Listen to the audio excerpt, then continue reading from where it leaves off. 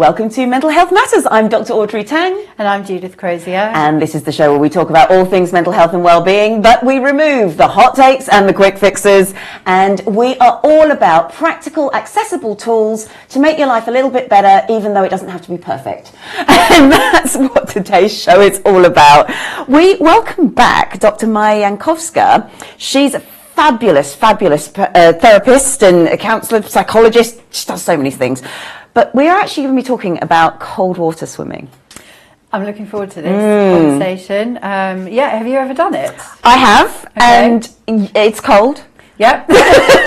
and there is that moment when you go in where it is really cold, and it gets between your wetsuit, it's right against your skin, and it is really quite.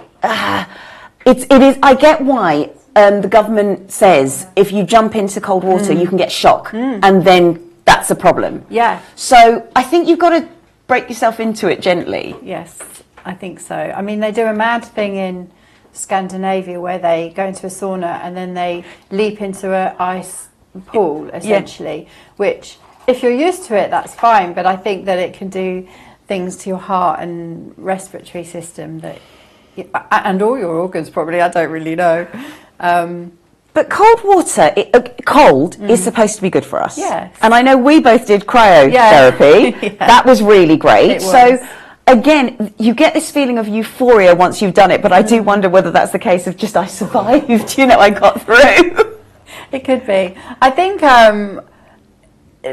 when we went to the cryo hub, they explained the physiological changes that were happening, and that's always good to know that scientifically that's the reason that you're feeling good. But I think there's something about that. Oh, I did that and I didn't expire. Yeah. But the other thing, and this is what always puts me off of cold water, is when I get cold, I get really cold and then can't warm up. And then I'm there holding hot drinks, and it feels like it gets into your bones, and it takes a long time for me to actually get back to normal. I remember we did an exercise where you had to put your hand in cold water, and you really were. Yeah. No, you weren't. Well, you weren't a fan. So there's that, because obviously if you're outside by cold water, then there's not going to be potentially anywhere warm to go.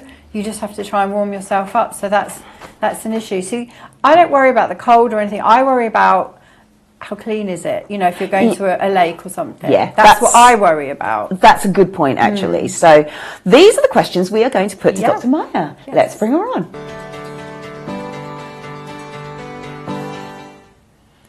Maja, welcome back to the studio. It's lovely to see you again. Thank you very much. I'm so glad to be here. Oh, I love it here. Thank you for inviting me again. Always welcome. Yes, you're very welcome, and we're looking forward to this discussion. Yes. So, talking about cold water swimming, most people would avoid it or, run in the opposite direction. What is it about cold water that you seek out and that is a form of well-being for you? Well, I wasn't seeking it out, trust me, not to begin with. And, whenever somebody asks me about it and, how do people respond to it, I do get a lot of looks like, what? Are you mad? Are you crazy? And actually, it took a while for me to warm up to this. I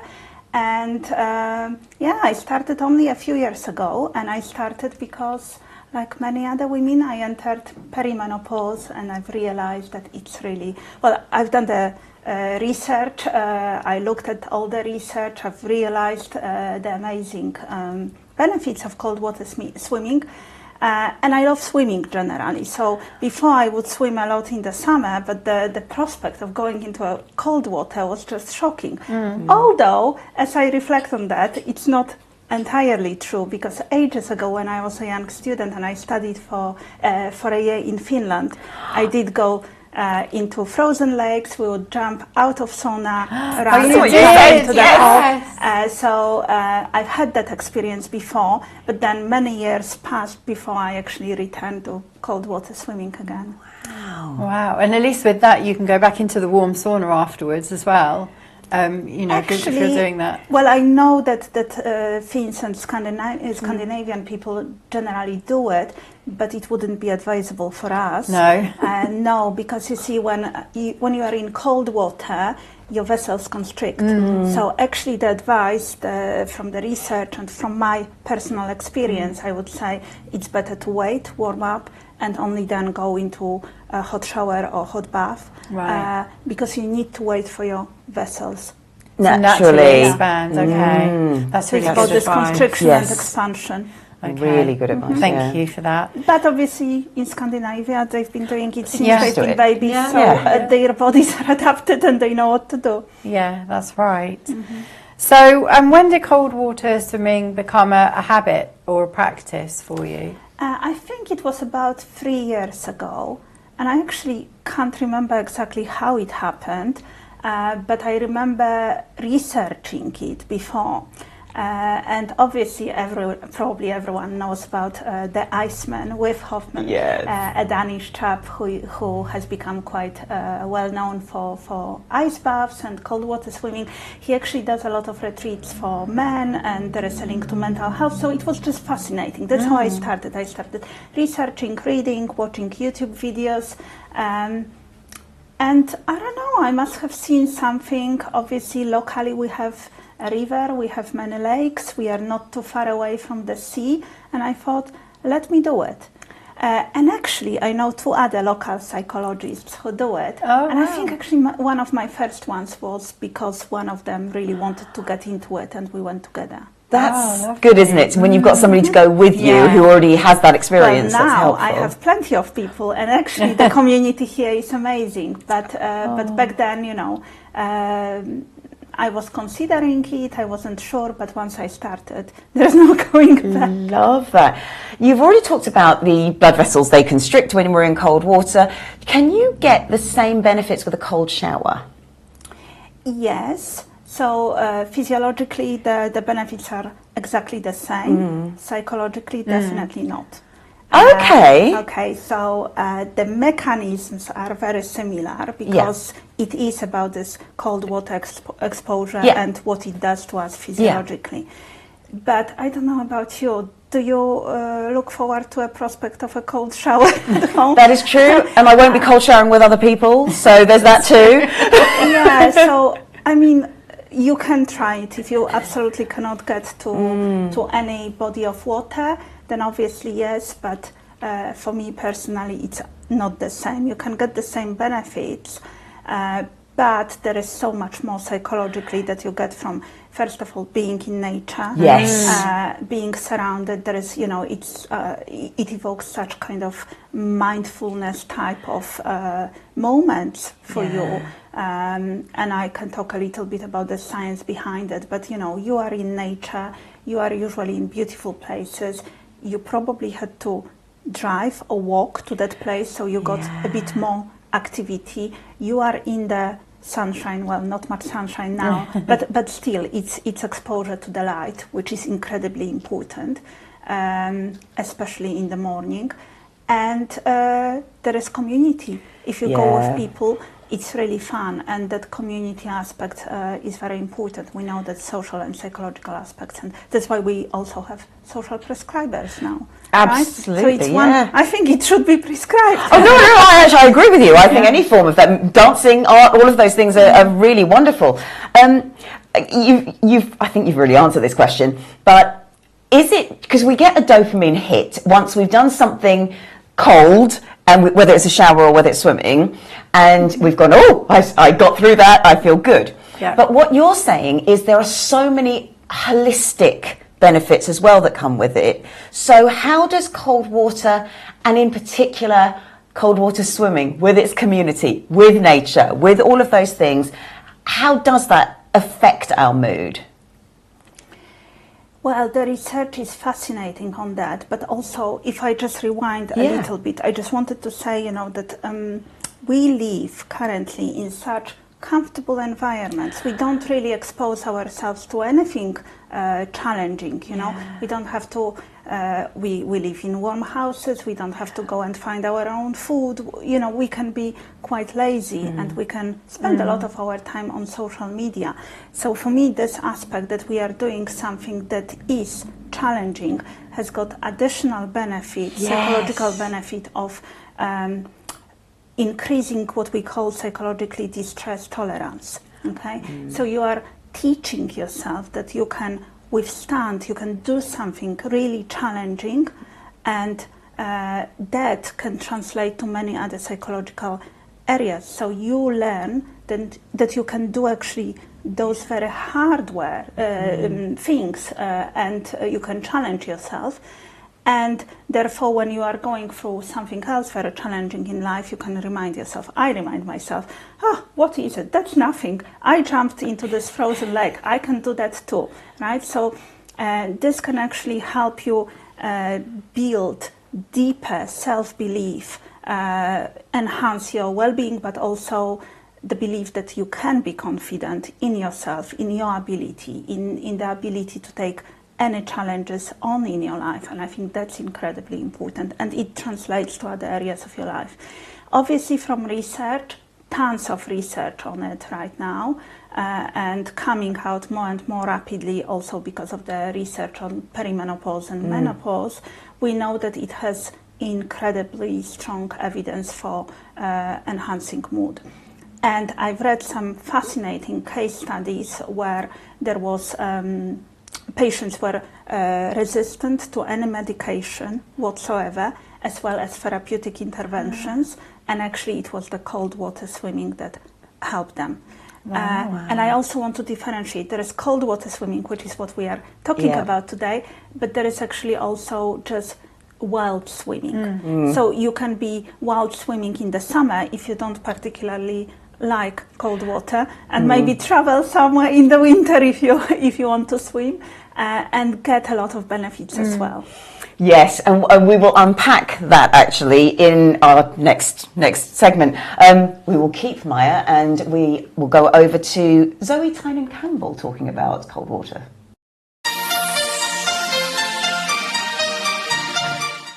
How does neurodivergence impact on perhaps the choice of activity we might have, or even in our performance of the activity we go for? The pool is, and especially the cold water, so the Lido or the sea, I would say for me that is one of the only places where my busy neurodivergent brain is quiet. So some people get bored swimming the channel or swimming long distances, and I absolutely don't. Like, a couple of lengths in, I couldn't even tell you what I think about during my swim. Like, it really is the only way. I can't meditate because my brain is too busy, but the water does that to me. And I wonder if it's like some kind of sensory, maybe similar to like a flotation tank, you know, it's like a version of sensory deprivation in a way, because when you're under, you can't hear, you get that, you know, that nice kind of swooshy underwater sound, like the light is different, it's like just a completely different feeling. So for me, it's like the perfect activity for my brain.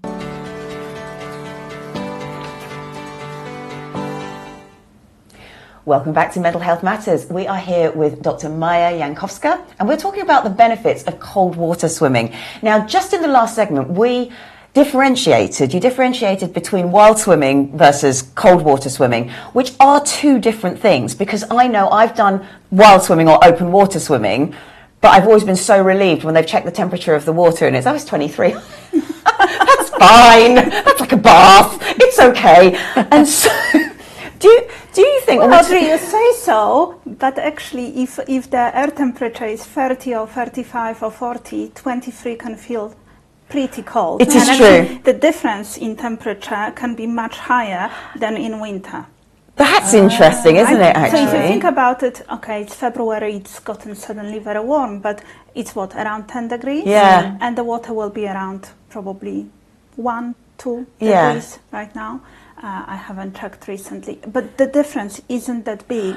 Yes. As it is. So if you are on some really lovely hot holiday in a hot country, it can feel freezing cold going into Just the because sea that is like 20 degrees or 25 That's a good degrees. point. that is a very good point. That is really interesting. Yeah. But the sort Sorry, of, I interrupted. No. But it sort of leads me to think that when I do the wild swimming, and this is in the UK, so 23, it's not much difference from being outside, which is lovely. 23 would be amazing in the UK. Right? Beautiful. Do you think I would feel less euphoric for doing it? I know that sounds a really silly question. Would I get more benefits if I did cold? You definitely would. Okay. And there is very clear research on that, Right. okay? So when you go swimming in the nature, in the wilderness, it has all those kind of psychological, ecological, environmental, social aspects, especially if you are doing it with other people. And it's physical activity, so it will be mood enhancing anyway. But there is a very specific psychological mechanism and physiological changes that happen when you engage with cold water. I'm not a neuropsychologist, but I can tell you that we have obviously endorphins being released, but there is also noradrenaline, which is very much linked and targeted in antidepressant medication. So when you submerge yourself in cold water, you get spikes of noradrenaline, and there are other neurotransmitters being released. Again, I'm not a scientist in this area, but I know this. I've read the research, and I experienced it myself, right? You might go swimming for 30-40 minutes in the summer and think, oh, it's lovely, I'm enjoying it. But you go into this cold water swim and you can experience what we call swimmers euphoria.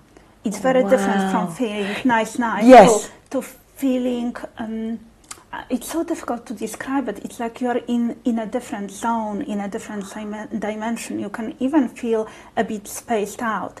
So, no drugs required, or no just alcohol, cold. and you are in a very different zone. And actually, what happens as you enter water, the shock is so immense that you gasp for air. Yes. You have actually real difficulty entering, your heart is racing, so it is very akin to a sensation of panic or Of course, very severe anxiety. And that's why also we know we can treat this with kind of exposure type of therapy in anxiety, not only in depression. Anyway, so you go in, and within moments, if you are able to learn to regulate your nervous system, if you are able to breathe slowly, move gently to begin with, and continue, you enter this beautiful zone of complete mindfulness and immersion in the experience. All your worries melt away, you don't think about anything, and after a few moments, currently I would say if I swim for around 15 minutes, that would be challenging, but 10 to 15 minutes in winter, I would experience this euphoria. Wow. But that's also something we have to watch for, because if you become too euphoric, of course, obviously that's a signal to come out as quickly as possible. But it's fascinating. So any type of swimming in the wilderness, I'm a fan, and I will always be a fan, and I will always do it. But cold water gives you those physiological changes that you wouldn't get otherwise. That's extra. I liked that. And that's why really good. cryotherapy and immersion in ice and so on has been also invented. Yes, no, that's really good to know, because I think it's very easy to confuse the two and think, oh, I'm getting all these benefits from wild swimming, which you are, and it's brilliant. But to know that cold water does that extra, that's really interesting. Thank you for sharing that. And then this. And I also overheard you saying just before we started that it's very difficult and it's not appealing, and you really kind of remain cold for a very long time. But I just really want to say, I had the same concern. I was always cold. I have very low blood pressure, but since I started doing it regularly, I have built such a tolerance for it. That is good to know. I am no longer as cold as I used to. You know, when I started it was awful, I have to say. I would come home and I would shiver maybe for 5-6 hours before I really warmed up. Now I come back and maybe I feel it for a bit. I will wait, have a warm shower, or just get dressed really warmly, and I'm fine. Wow. That is good to know. I like that. I like that a lot. I like that because actually, you know, it's a great way of kind of dealing with low blood pressure and things like that. It's just, I will keep that in mind this year. Now, you did talk about handling discomfort, and it teaches us those inner kind of thoughts that if I can do this, I can do anything. I'm asking you this as a therapist now, Dr. Maja. People that I coach, they have trouble transferring their skills. They do, it's almost, they can do some really difficult things, and then they'll come into, say, a parent-teacher meeting. So they can argue their way in a leadership meeting, sit in front of a teacher and go, yeah, okay, my child does that. Okay. And you know they're not backing their child up, and their child is going, oh, the teacher's lying about it, or whatever. How do you encourage that transference of skills? Because sometimes it doesn't happen. Is it as simple as just pointing Well, I out? think no, it's not. But I think it has to start with psychoeducation and having a conversation about it. I find EMDR, obviously I'm an EMDR therapist, so I will be biased, but I find that you can access those memories of when they were in that zone and then install it. And in EMDR we have, for instance, one thing that we could do is called a future template. When we walk people in their imagination through a challenging future scenario, and we ask them to remember or recall the previously challenging events, or whenever or the skills that they used, and we remind them, we update their brain that in this current challenging situation they can use it as well. So it's almost like your brain locked those things in different pockets of your brain, and you just have to help them connect them. Brilliant. So it can be done, and actually obviously I would never advocate cold water swimming for my clients. However, I am open if they ask me what I do for myself. I will say that I do this, and there is research behind it. And I do have quite a few clients who took it up, or by themselves, or just because they were curious about what I was saying, and they found immense benefit. So especially for people who struggle with depression, but also I find it because I specialize in PTSD. So a lot of people need a little bit of exposure and that building of confidence and tolerance of distress, and it gives that. Brilliant. That's really helpful, and is you're right, it's the imagery of we do lock these skills away in different places, and it is about integrating that. Fantastic. Thank you. Really, really interesting. I love all the psychology about all of surrounding it. So going back to how you feel about the swimming, do you ever dread going for a swim?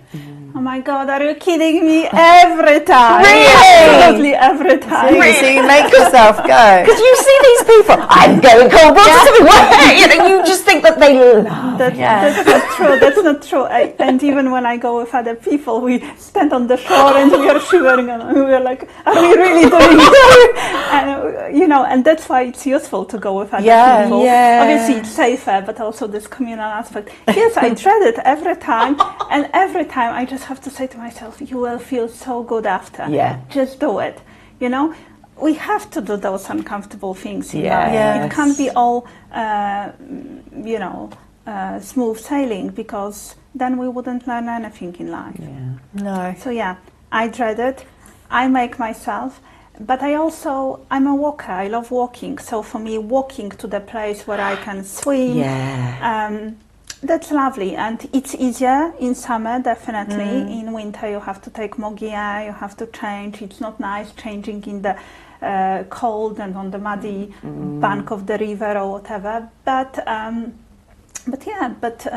I do it. I dread it and I do it. Oh, brilliant. Thank you for the honesty on that. Really, seriously, because you do get this funny impression on social media sometimes from cold water swimmers that they are literally just loving it. And maybe some are.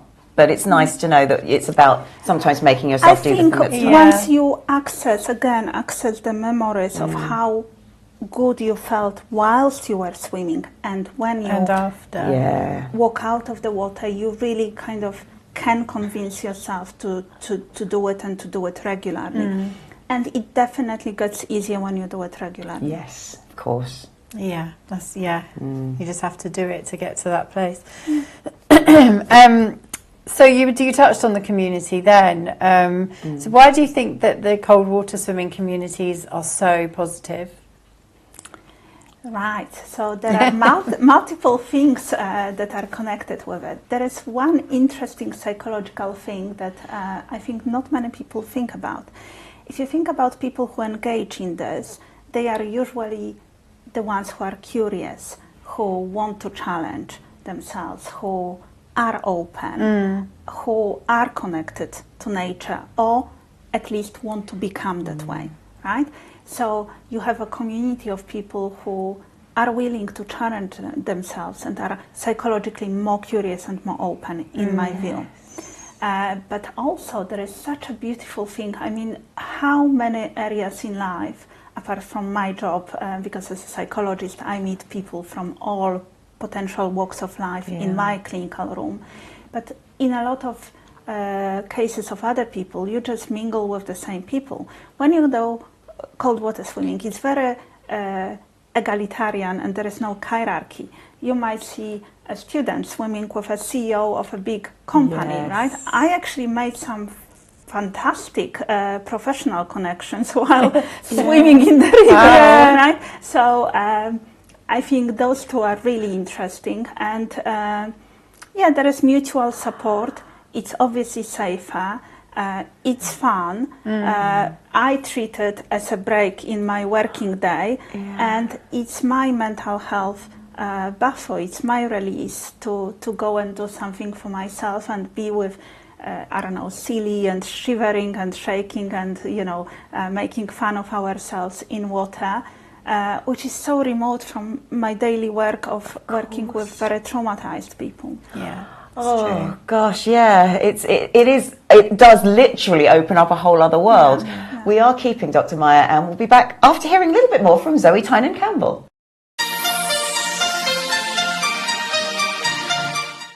Sometimes we put off doing things because we are afraid it's going to be hard, it's going to be uncomfortable. You know, that first gym session, if that's your thing, or that first swim session and it's cold and it's scary. You've pushed your own boundaries. How do we begin to unlock that courage or that drive within ourselves? Ooh, it's a big question. Yeah, that's the biggie. So sometimes I wonder if I've normalized discomfort, and stay with me because that might sound terrible. But what I mean by that is that sometimes when your experience has been that the world was built maybe not with you in mind as a neurodivergent human, that your general experience to move through the world is quite hard, it sometimes makes hard things easy because you're used to just a level of like, well, everything is mad challenging. So what's like swimming the channel in the grand scheme of things?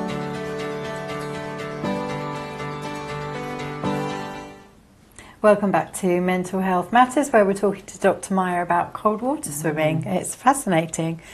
Excuse me. So you started by mentioning that you started because of perimenopause. So specifically... Sadly. It comes to us all, well, 50% of us anyway. How does it help with menopause symptoms? Like, does it help with fatigue or pain, or how does it help? I mean, the research is incredible and it's very rapidly growing. For me specifically, my own symptoms, I don't get that much in a way of hot flashes, although a little bit, but mine was really mental fog. I felt so fatigued, and I still do, with mental fog, forgetting what I was saying, you know, all the time, and like making list on list and so on. And I tried everything. I tried over-counter medication, you know, you name it. I tried different HRTs. I went several times to my GP. My GP is lovely, but it didn't work. And finally, I just thought, okay, let me try this. Let me try this. And the clarity, the mental clarity I get after swimming is just incredible. And I feel so alive. My body is tingling. I feel robust. I feel lively. I feel like I want to live. You know, sometimes those perimenopausal symptoms make you feel like, oh, I really can't be asked. But, but the moment I go into water and have that release, I feel so much better. Unfortunately, it doesn't last forever. You have to go again and refresh yourself. But that feeling of being alive and having mental clarity, my gosh, amazing. There is also research that it does help with hot flashes, that it improves all those symptoms of depression which are linked to hormonal dysregulation and decline of estrogen. But there was something else which I forgot. Oh yeah, pain, joint pains. So that can help with that as well. And on the topic of pain, we've always known that top athletes, or not only top athletes, but athletes use ice baths after their training and races and competitions and whatnot. And you don't have to be a top athlete. If you feel fatigued, maybe you went for a run, or maybe you were in a gym, adding cold shower or going into cold water will really help your muscles recover much quicker. So there is evidence for that. I have a friend who uses it for seizures as well. She finds it helpful. So yeah, there is so many different elements that it can help with. Wow, it's but amazing. For me, mental fog and gaining that clarity and being able to feel alive was a big one. That's it. That's a really huge one. It must have changed your life, I think. Literally, you know, that's really difficult to deal with, the brain fog. So would you say that it's for everyone, cold water swimming, or would some people benefit in the same way from, say, cryotherapy or cold plunges? Obviously, you know that I'm a fanatic, so I want to say yes, it would benefit anyone, but I don't think it would. And there are, I'm not a doctor, so you would have to consult with a doctor, but if you have severe cardiovascular problems, problems with, I don't know, veins or circulation, blood pressure problems, severe conditions, I think you need to consult with a doctor, and you have to be very careful. Also, you have to be really reasonable and responsible. Unfortunately, even in my community of people who are well used to cold water swimming, there have been deaths. And it's usually because somebody has a heart attack in water. So you have to be very careful, and for me, being reasonable means really training yourself and going regularly. So maybe starting in summer when it's warm and gradually moving through the months, and being really sensible. If you don't feel well, don't go in. If you drink alcohol, don't go in. Don't go in on your own, especially in unknown places. I was actually pulled into a current in the sea in the south of England, and I nearly died. So you have to be very, very careful with all of that. And yeah, any sign of discomfort or things not going well for you, get out. So that's my advice. But I also think sometimes, you know, thinking about, and I didn't look into research about that, but like thinking about people with bipolar, when you are in that depressive stage, it might be good for you, but not when you are in a manic stage. So you have to really think about all those things. And above and beyond everything, go with someone else. Yes, yeah, because that kind of brings me to people who shouldn't be trying it? Because just as an example, with cryotherapy, I know they're monitoring your heart rate, they're monitoring everything all the time, and if anything's happening, they just open the chamber and out you come. So there are people then who must consult with their GP. Absolutely, yeah. Are there any things that maybe you would notice, you know, whilst you're doing it, that makes you think, oh, hang on, this isn't working for me, I need to get out? Are there just little red flags? Absolutely, and we check on each other and Right. ask each other. I swim with a lovely local lady. She wouldn't mind me telling you about her, Leslie. Shout out to you, Leslie. Hello. And she's in her 70s. And when we swim, I say to her, you know, are you okay? And sometimes she leaves earlier than I do. So you just need to know your body. But also this kind of too euphoric state. Yes. Definitely one to watch out for. When you feel like you're spacing out, zoning out, like disappearing. And it happened to me a couple of times in the sea in winter. So at that point I knew I needed to get out. God, it really, again, And really good that to also brings reiterate. me to the fact, you know, like what I personally do. When I swim in the summer, I might swim 2 kilometers, 3 kilometers. I might stay in the water an hour and a half. But as we go through autumn months and then into winter, we shorten the swims. We stay closer to the shore, and it's the distance and the time that you spend in water. So it might be an hour in the summer, it might be 5 or 10 minutes in winter. And it gradually decreases. So there is a local group, shout out to them as well, the Hika Dippers, and they swim mainly in Great Barford, in that section of the river. So what we do, we go up the river and we swim down. And we have marked 2.2 kilometers, 1.4, 900 meters, 600. So in the summer, I would do 2.2 or 1.4. And that takes me around just over an hour and under an hour. But then in winter, we would never do more than 600. Yes. And often less than that. You you also don't go in when it's really raining heavily, or when it's, you know, and not because of the rain, because of the debris that might be in the water. You don't go when there is a thunderstorm. You don't want to be stricken by a lightning. Right? And so those kind of precautions and things to think about, really. And sort of related to that safety precaution, the cleanliness of the spaces that you're... How do you know? Hype about it.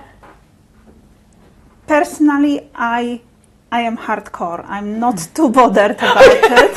Okay, I know it's bad to say, but I don't put my head into water. Right. I don't drink that water. I'm very careful about that. So for me, the worst moments are when the farmers are releasing stuff from their land, pesticides, other things. I don't exactly know what goes on, but this is when you know, the outlets are often right into the river. And that's really bad. So you can check the maps on Environmental Agency website, but also on local groups. We usually notify each other. That's, again, the importance of the community. Yes, definitely. It's been great chatting with you about this. So this has been really, really helpful, and so many practical points in there as well as the psychological ones. So thank you so much. And I know we're going to be welcoming Dr. Maja back soon.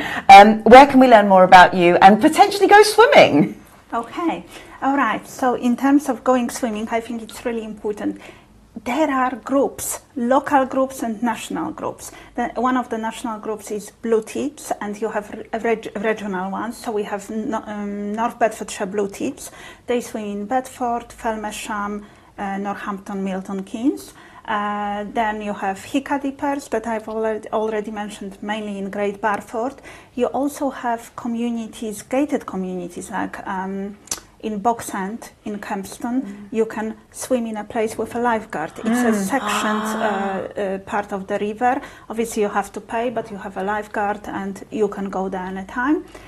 In winter you can go to Lidos. There is one in Woburn, and there is one in Cambridge, and there is one in Letchworth, I think. So there is plenty of communities and national groups and Facebook groups, so you can find them on Facebook, and usually they meet at set times. So the Hika Dippers meet often on Saturday and Sunday in the morning at Great Barford, so you can just go. They are very welcoming, very warm. Yeah, that's pun intended, warm communities in cold water. They are really lovely, and they will welcome you and they will teach you everything. In terms of me, I have kind of different strands to what I do. So my clinical work is expansion psychology, so expansionpsychology.com. I also work a lot with stage performing artists, so that's beyond the spotlight psychology, specifically for them. And I do expert witness work, so that's something different. Amazing. We will be bringing Dr. Maja back to talk about expert witness work in a few weeks' time. Thank you so much, Dr. Maja. We will head over to Test the Trend. So, testing the trend this week. This is my challenge. I'm going to give it to Jude. Now, you've seen me do this one because I did this with Dr. Gus. I had to put my hand in some cold water and I didn't like it and it was very difficult. Yeah. But I'm going to develop that as a Okay. challenge. I want you to run your wrist under a cold tap. Okay. So the wrist, of course, is the most sensitive. So under a cold tap, and you're in charge of that. So you can turn it off when you feel like it. But see if you can stay calm for 5 seconds. Okay. 10 seconds, 15 seconds, so telling yourself, you've got this, I'm all right. Obviously, if you've got heart conditions, exactly as Dr. Maja said, all of those things, you don't do cold water exposure without medical advice. But this little exercise of just challenging yourself, running your wrist under that tap, it reminds you what Dr. Maja is saying, but it kind of gets you into the mindset of it of, you've got this, I can do it, and if I can do this, I can do something else. Give that a go and see what happens.